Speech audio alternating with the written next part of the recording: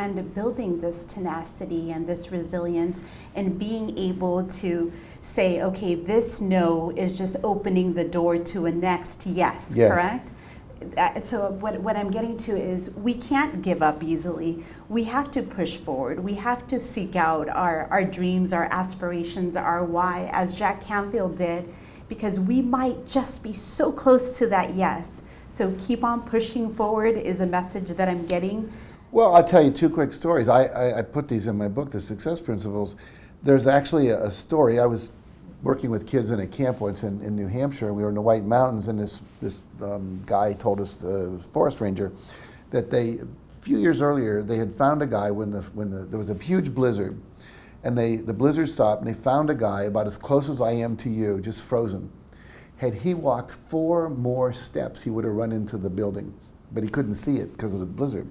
There's a story that was on the cover of People magazine a number of years ago about a man and a woman were on their honeymoon in the Bahamas, and their boat engine conked out, and the sail, the wind was the doldrums, and they weren't moving. And it was like 17, 27 days, something like that, they were adrift.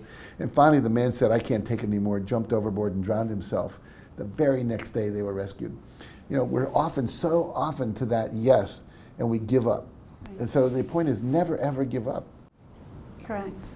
So in your book, The Success Principles, you say in your first point is take full responsibility. Yes. So how do we not blame exterior circumstances, whether it's a bad relationship, a terrible boss, an illness? How do we not blame that for our actual results in our life?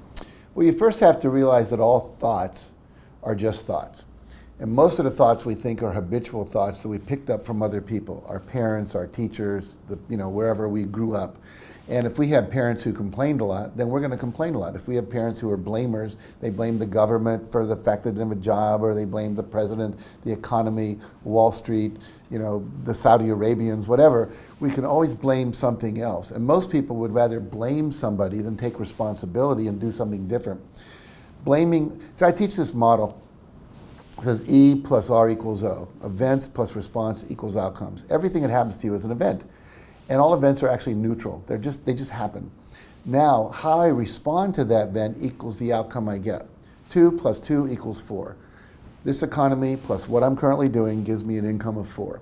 If I want 5 or 6 or 10 or 1,000,000, I can't keep doing 2, because 2 plus 2 will always equal 4. So I have to change my behavior, change my thinking, change how I visualize things, what I'm imagining at night, daydreaming about, etc.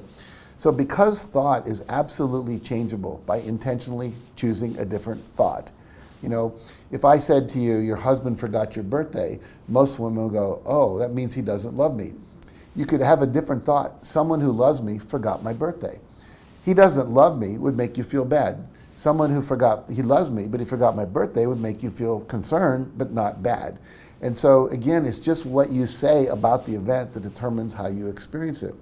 And so we can learn to choose to think a thought called, I'm the one creating, promoting, and allowing what happens to me, because in fact, that's really the ultimate truth.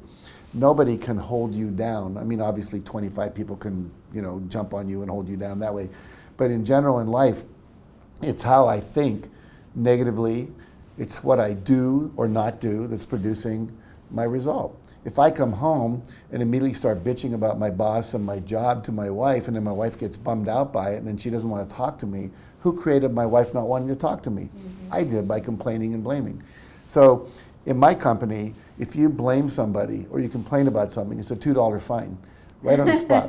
And the reason we do that is not to punish people, but to show them there is a cost. Because when you're doing that, if we do E plus R equals O, blaming is a response to an event that doesn't produce a better outcome. What produces a better outcome is saying, oh, how did I create that? What could I do differently? Every weekend I ask my wife the following question. On a scale of 1 to 10, how would you rate the quality of our relationship? Anything less than a 10, I have to ask her, what would it take to make it a 10? So instead of complaining about things, we are giving each other feedback about what it would take to make it work better. And then we have a choice. Am I willing to do that to have the ultimate wonderful relationship that I want?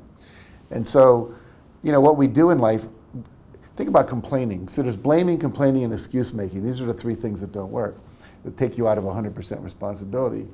Complaining, if I go to home tonight and I complain about you to my wife, or I come here and I complain about my wife to you, neither of you can do anything about the other. So we go to work and we complain about our spouse, we come home and we complain about the people at work, neither of which can change anything. So what we have to do is start asking for what we want, setting boundaries, saying no, learning new skills, whatever it might be, rather than blaming. Because basically that's a lazy way out. It basically says, I don't have to do anything different. As soon as you blame somebody, you're now the victim, because they have the power, you don't. So we have to be the ones that take back our power by giving up blaming and giving up complaining. And it really is just a mental choice. You have to choose to think differently, which ultimately means for most people, how do you reinforce that? Well, by reading books, watching TED Talks, watching YouTube videos, coming to seminars, listening to interviews like this. Those are the things that ultimately create a context and an environment which allows you to support the new choice. Perfect. So Jack, once you take responsibility for your actions, for your results, for the way you respond to events, how do you get out of your comfort zone? Because what I see or what I believe, and I'm not sure if you agree with me, is that the responsibility, like you said, lies in ourselves, but the reason why we don't achieve higher levels of success is because we don't want to get uncomfortable. Yes. We get stagnant and we don't do anything about it. So how do we get out of our comfort zone once we take that responsibility? Well, by choosing to take a step out of our comfort zone. Okay. But you were in my workshop in Dallas, and you remember I did this experience, and if you're watching this, you can do this. Just fold your hands like this and notice which thumb's on top.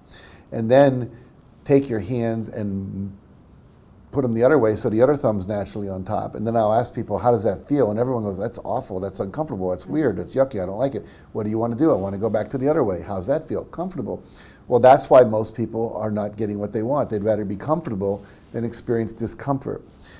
Here's the thing, everything new that you do that you haven't been doing all along is going to feel uncomfortable. First time you give a speech, first time you drive a car, first time you ask someone for a date, first time you go to make a sale, whatever it is, it's awkward.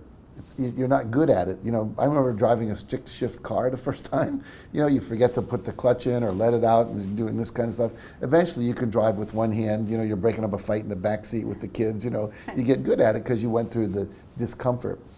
Most of us are stuck in life because there's something that happened to us that made us feel uncomfortable, rejected, inadequate, alone, angry, sad, and then we never wanted to feel that feeling again. And so then we create our life to avoid the feeling of rejection, or to avoid the feeling of awkwardness, to avoid the feeling of I don't know what I'm doing, or whatever it is. And so literally, you have to do the thing you're afraid of. I always say, feel the fear and do it anyway. If you go to a Tony Robbins fire walk, nobody ever thought they were going to walk on fire. It's outside your comfort zone. But then you do it, and you get to the end, as I did, and I said there, wow, what else did I tell myself I couldn't do that I can do? I mean, I was on a high for 3 weeks after that, So, I mean, literally, it could bring me down. And I still have that memory of that thought that I can do anything I want to do if I just choose to do it. I may have to learn something new, partner up with someone else, it might take a while, whatever, but there's nothing that anybody can do that I can't do, whether it's play the piano, fly an airplane, jump out of an airplane, learn to scuba dive. All those things would make most people uncomfortable, but the fact is they are learnable. So the last thing I would say is this, that we have a lot of limiting beliefs. I'm not enough, I can't do it, I don't have the skills, the knowledge, the contacts, the money, the time, whatever. And again, those are just thoughts. And so we can choose a different thought, the opposite thought. I do have enough time, I am good enough, whatever. Muhammad Ali said, I am the greatest, long before he ever was. And so he worked his way into that. When we say affirmations and we, use positive self-talk, at first it's awkward. And I read this the other day, I thought it was brilliant. When you've been doing something that doesn't work for a long time, when you start to do the thing that does work, it's gonna feel wrong. It's gonna feel awkward. First time you talk about something uncomfortable with your spouse or your children or your boss, it's not what you're normally doing. And so you have to be willing to do it. But self-confidence comes, Jeannine, from having survived a risk. I imagine the first time you did an interview with someone, you might have been a little nervous. but you survived it. Now you've done probably hundreds of them, so now it's comfortable. You know you can do it because you've survived it. And so we have to be willing to take that first risk and know that we're going to survive. And I always tell people, you have survived everything that ever happened to you. There's nothing that happened to you you never survived because you're still here. Right.